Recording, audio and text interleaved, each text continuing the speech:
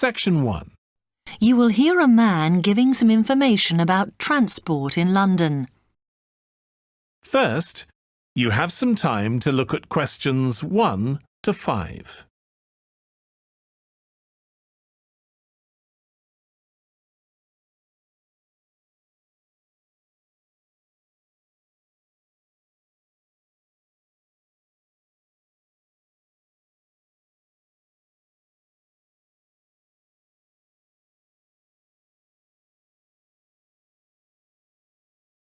Hello, can I help you? Oh, yes.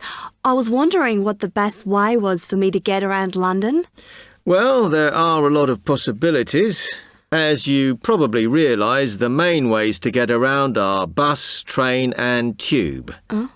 The Underground. Oh. It depends how much you want to spend.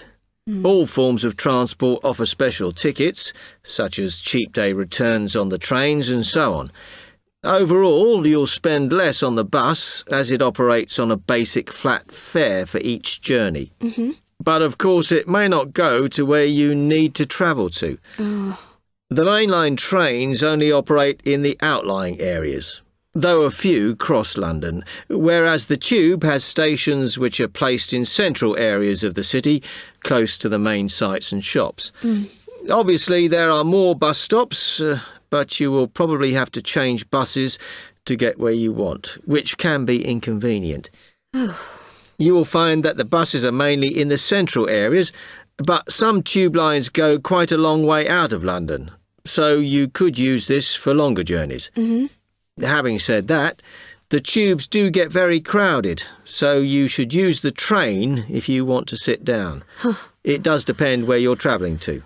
Well, I'm living on the outskirts, but I have to travel into London to college every day, and then around London when I'm here. OK, so time is going to be an issue for you. The tube should be fast crossing London, but quite honestly, there are so many delays that it's not very efficient. Again, the train has fewer stops, so is probably your quickest option to get to and from college. Of course, which service you use might depend on how frequent it is. I mean, the trains might only be every 20 minutes or whatever, but a timetable is published to save you hanging around. There are a lot of tube trains at busy times of day, but fewer at other times, whereas the buses run every 5 minutes through most of the day, and there are night buses. But you'll need to check out your route first. Before you hear the rest of the conversation, you have some time to look at questions 6 to 10.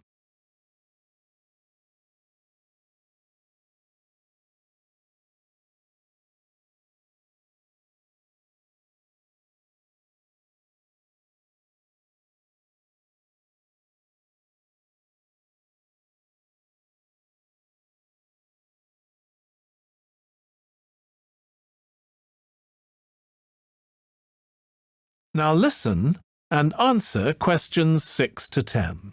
You will hear part of a lecture on the current and future use of mobile phones. And it's interesting to look at the different ways that men and women use phones now, as that does affect how the technology will develop. Some research has been done on how people use phones, and some of the results are surprising.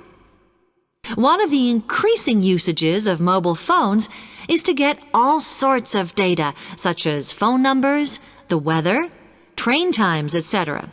And while there's been an attempt to set up connections with things that women might be interested in accessing, it is overwhelmingly men who do this.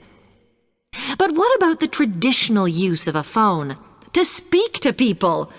I suppose we would predict that it is mainly women who use phones as a method of contact for friends and family, but, in fact, the genders exploit this facility equally. I've spoken about the increased business usages that phones will offer, and I suppose we would associate this usage with men. The survey picked up, though, that women are often working from home or catching up with work in the evenings, so they use phones in this way as much as men do. Most of us are aware we can store photos on our phones. It's an ideal method of capturing a moment wherever you are. Women tend to be the group that keep photos on their phones, but it seems that men use their phones to actually take pictures much more than women do. And of course, all this knowledge affects the marketing that the companies will do in order to sell the phone. That is the end of section 1. You now have half a minute to check your answers.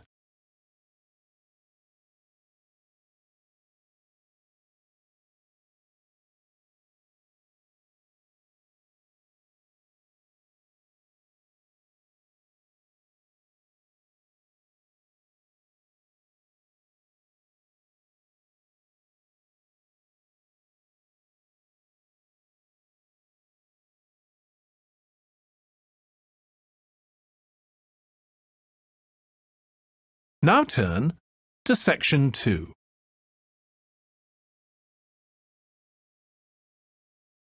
Section 2. You will hear an accommodation officer telling students about different halls of residence. You now have 30 seconds to read questions 11 to 15.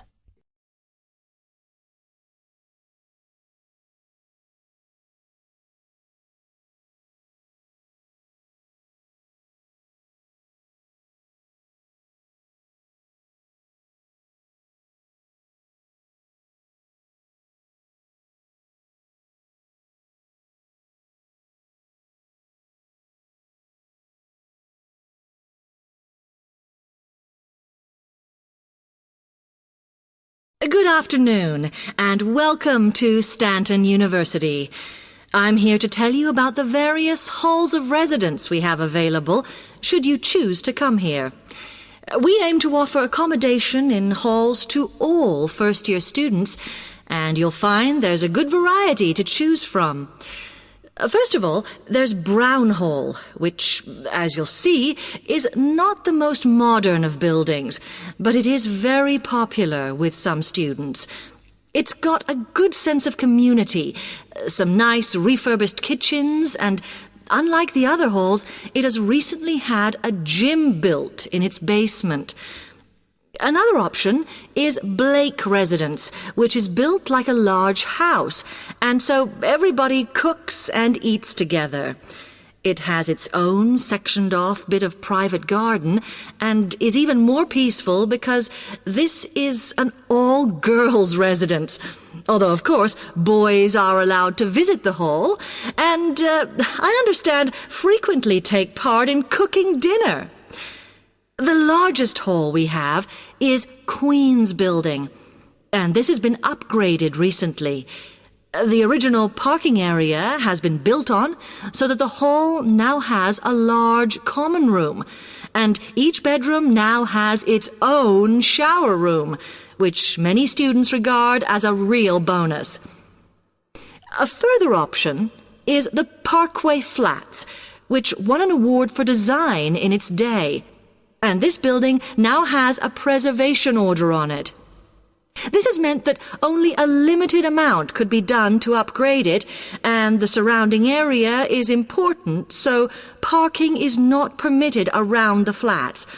However, the flats do have many extra facilities, such as a special computer room, a small library, and a self-service restaurant.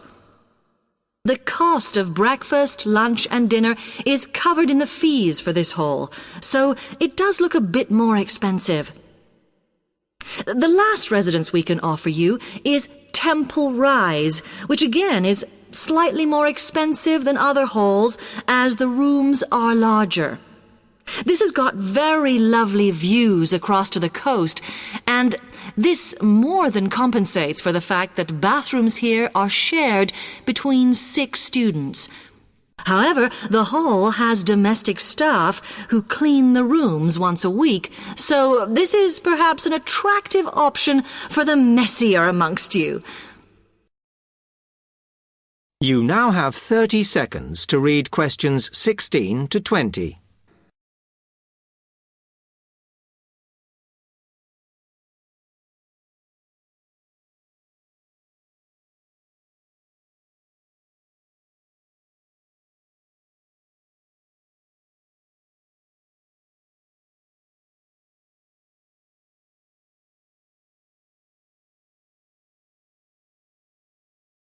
Now I'll tell you why I want to transfer between classes.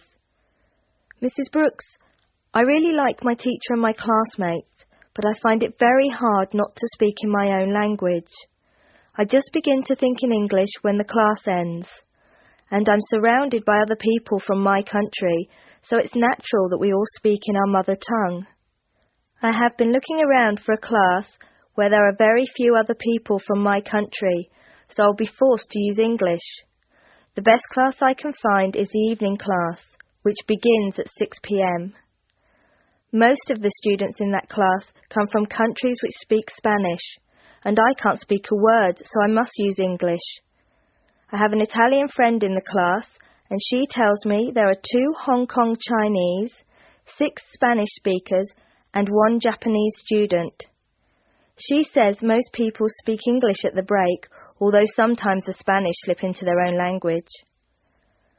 I checked the class list, and 2 students have dropped out of the evening class, so there should be room for me. Could you please see if I can join the class? I'm not sure what the class number is, but the evening class I want is in room 305 of the Trotter Building. The class I'm in now is next door to the Trotter Building in Prince Tower, so it's very easy for me to find my way to the new class. I'm not going home until late today, so could you please leave a message for me at my friend Margaret's house? Her number is 812-7543, and she has an answering machine. I do hope you can transfer me, Mrs. Brooks. If there is any more information you need, please call me. Thank you very much. That is the end of section 2. You will now have some time to check your answers.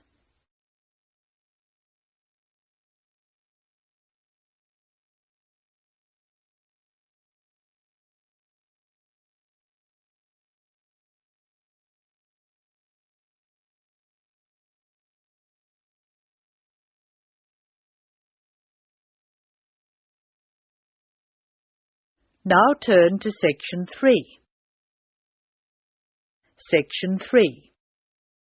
First, you have some time to look at questions 21 to 24.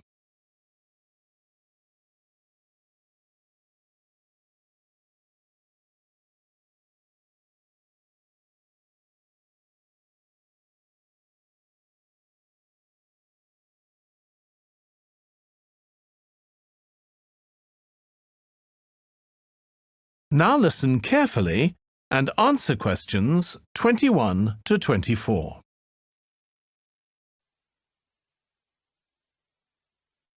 Now listen to more of the conversation between Angela and Bob. Why do you want to take leave, Angela? I'm going to visit my Aunt May. She's my mother's sister. She and her husband are my guardians while I'm here. Where do they live? About 50 kilometres from here, near Armadale. Do you have to take so long if they live nearby? My mother is coming with me. She's come for a holiday, so she wants to have some time with May. And I want to spend some time with my mother too. Aren't you going home soon?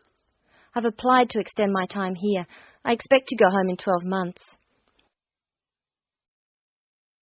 Before you hear the rest of the discussion, you have some time to look at questions 25 to 30.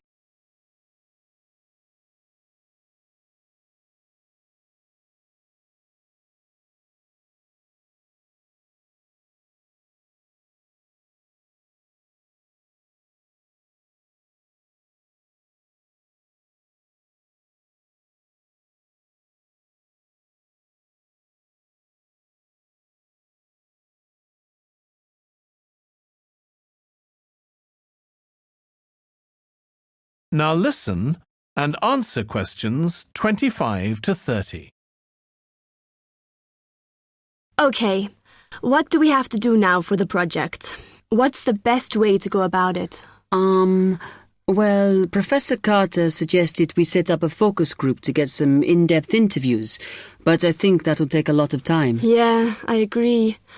If we did a focus group, we'd have to spend time deciding who to include in it, and it's not necessary to do one anyway. Oh, fine. And if you agree, I think we should get in touch with the businesses on the list Professor Carter gave us and ask them if they're prepared to participate. Sounds good. Then we can go there, give them questionnaires and collect them later. Exactly. Okay. Then do we need to book one of those study rooms in the library so we can work together to input the data?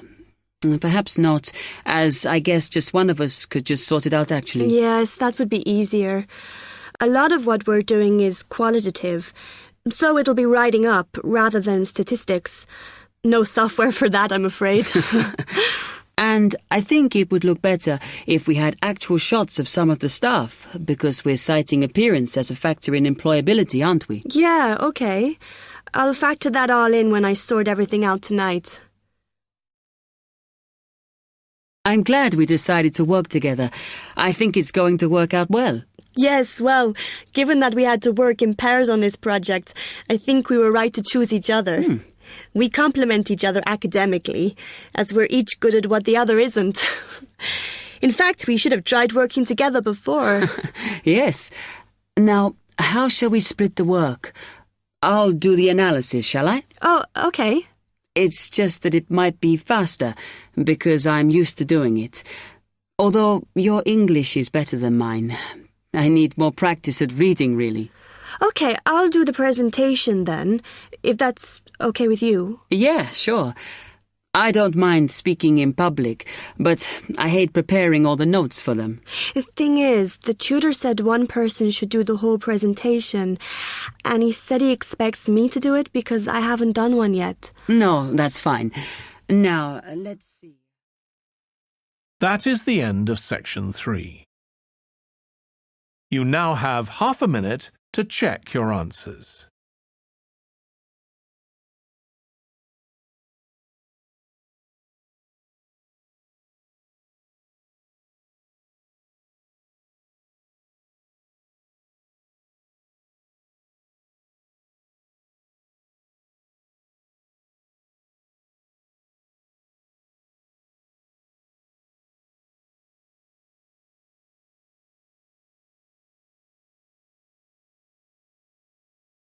Now turn to section 4.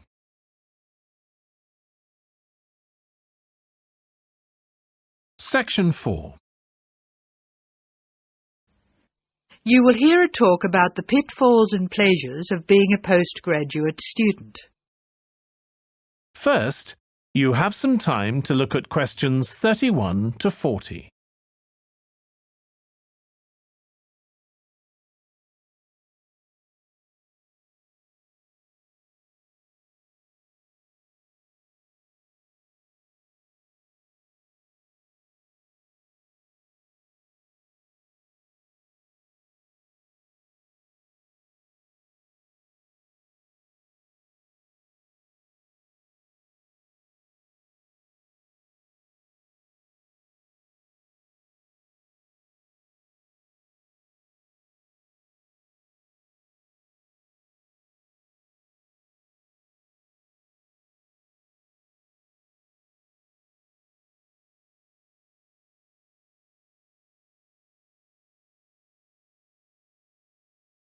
Now listen carefully and answer questions 31 to 40.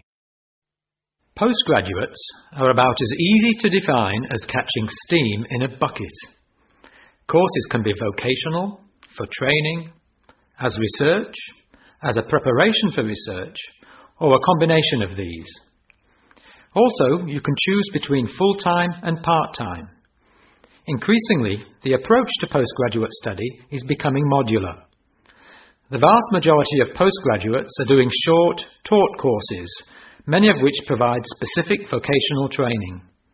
Indeed, there has been a 400% increase in postgraduate numbers in Britain over the past 20 years.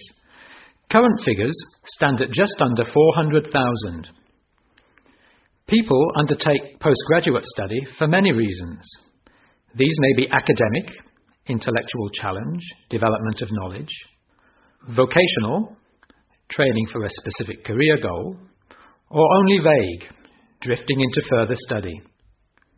It is essential that you determine the reasons you want to become a postgraduate. If you have clear goals and reasons for studying, this will enhance your learning experience and help you to remain focused and motivated throughout your course. Where you study should be based on much more than the course you want to do. For some courses, you're likely to be there for several years, and it is important that you are happy living there. Check also what type of accommodation is available, and whether the institution provides any housing specifically for postgraduates. Choosing an institution and department is a difficult process. To determine quality, do not rely on the reputation of an institution, but find out what the ratings are from the most recent assessment exercises. Find out about the staff, their reputation, competence, enthusiasm, and friendliness. Visit the department if possible, and talk to existing postgraduates about their experience, satisfaction, comments, and complaints. Be very careful to check how they feel about their supervisors. Also, check what facilities are available, both at an institutional level, for example libraries, laboratory and computing facilities, and in the department, for example study room, desk, photocopying, secretarial support, etc. Everyone will have their own priorities here. I am always anxious to check the computer support available and regard it as slightly more important than library access. Your working environment and the support available to you plays an essential part in making your work as a postgraduate a positive experience. Life as a postgraduate can be very different to your other experiences of education. Things that can distinguish your experience are the level of study, independence of working, intensity of the course, the demands on your time, and often the fact that you're older than the majority of students. These factors can contribute to making you feel isolated.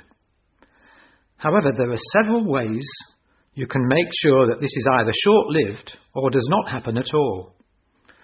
Many student unions have postgraduate societies that organise social events and may also provide representation for postgraduates to both the student union and the institution. Departments can also help to create a sense of identity and community, and often have discussion groups available. Don't be afraid to talk to staff about any difficulties you might be having. Of course, universities provide counselling services, but we have found that the best advice comes from talking to other postgraduates who may have faced similar difficulties.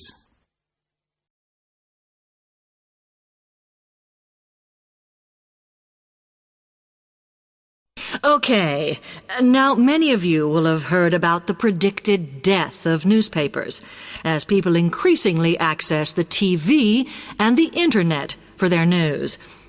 Today, I want to look at the USA, which has very advanced news sources, to see if this is actually true.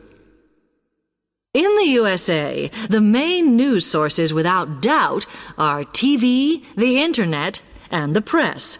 That is, traditional newspapers. And although they are each surviving and growing, they are also changing. Obviously, TV news has been around for a while, and the early evening bulletins, when people get in from work, are very popular. I suppose we traditionally think of the morning newspaper arriving on our doorstep with the daily news.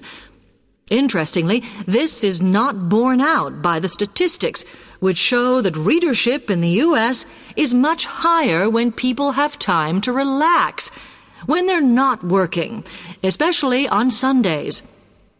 The Internet is also a popular weekend activity, but shows no variation with weekday access. So people are using the different sources in different ways. Interestingly, local radio has been hit less by the grip of quite strong local newspapers than by the Internet, which is seen to offer a better regional service. But just because the Internet is seen as the new force in news media does not mean it is dominant. Television has, of course, been global for a while. But now technological changes, which have fueled the rise of online news, have also allowed newspapers to print and distribute editions across the world. In fact, Internet news, which is seen as the big competitor for traditional markets, does not offer that much variety. Often, the sources are the online versions of the newspapers, whereas television, in order to offer something different, has had to come up with a much more mixed bag of reporting, from hard news to light reports on celebrity events. Another issue is reliability. The Internet is virtually unregulated, so anything can be reported there, whether true or not. Journalists on newspapers have fought a long, hard battle to fight intervention and to retain the freedom of the press. Television, however, is seen as critical to political power and has become subject to harsh controls about what it can or cannot say. That is the end of section 4. You now have half a minute to check your answers.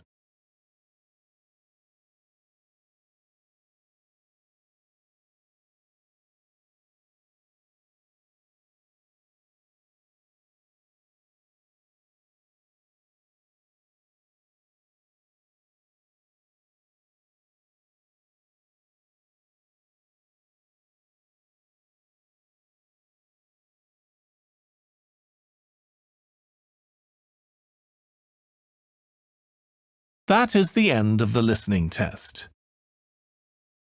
In the IELTS test, you would now have 10 minutes to transfer your answers to the answer sheet.